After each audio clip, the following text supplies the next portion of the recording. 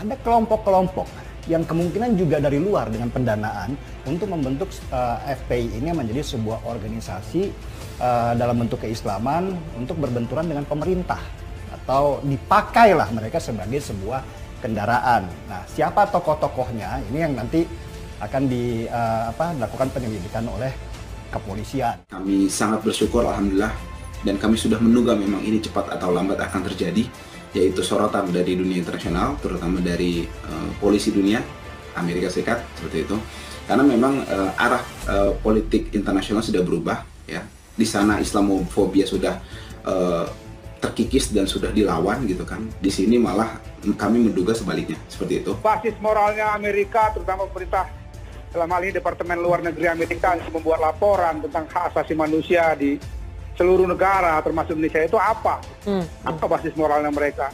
Basis hukumnya apa? Mereka juga bukan penguasa PBB kan gitu. Tapi kalau PBB yang bikin laporan sih kita masih bisa atau perlu dengarkan. Yang saya heran justru kalau Amerika nggak menyoroti kasus ini. Karena secara jejaknya di dunia, Amerika adalah negara yang terus-menerus menyoroti masalah HAM di negeri orang lain, tapi lupa dengan masalah HAM di negerinya sendiri. Amerika lewat Departemen Luar Negerinya juga menyoroti pembubaran FPI karena dianggap Indonesia melanggar kebebasan berserikat. Pada akhirnya akan membangkitkan mental semua orang. Coba kalau diputus bersalah, kan itu akan menjadi isu yang akan diramaikan oleh kelompok-kelompok mereka untuk terus-menerus menekan negara.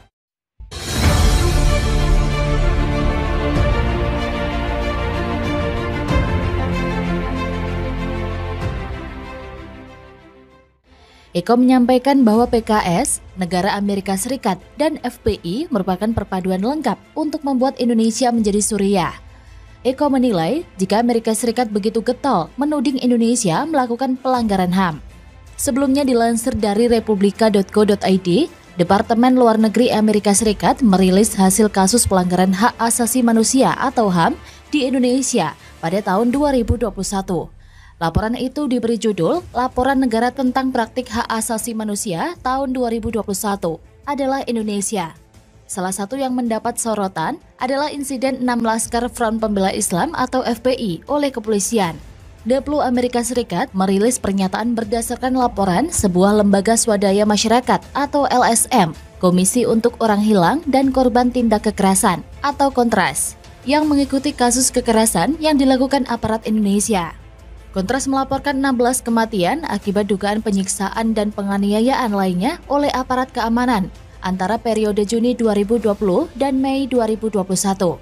Kontras juga melaporkan 13 kematian akibat polisi melakukan tindakan pemusnahan pada periode yang sama.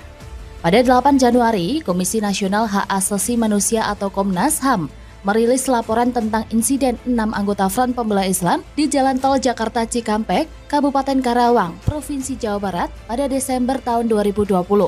Komnas HAM menemukan polisi secara tidak sah membasmi 4 anggota FPI yang sudah berada dalam tahanan polisi dan menyebut pemusnahan itu sebagai pelanggaran HAM. Laporan Deplu Amerika Serikat juga menyinggung masalah kebebasan berserikat di Indonesia yang dikaitkan dengan pembubaran FPI.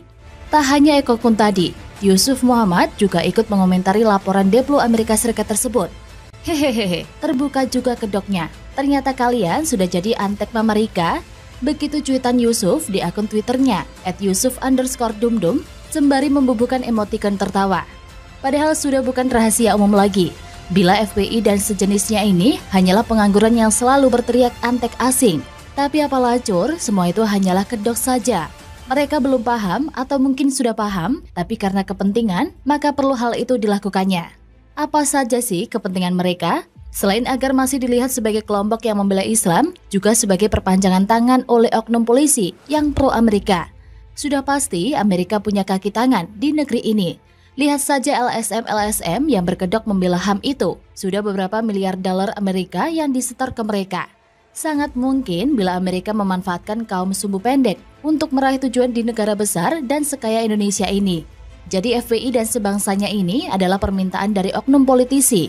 Si oknum politisi ini mungkin dapat transferan dolar dari Amerika, lalu melaksanakan tugasnya itu.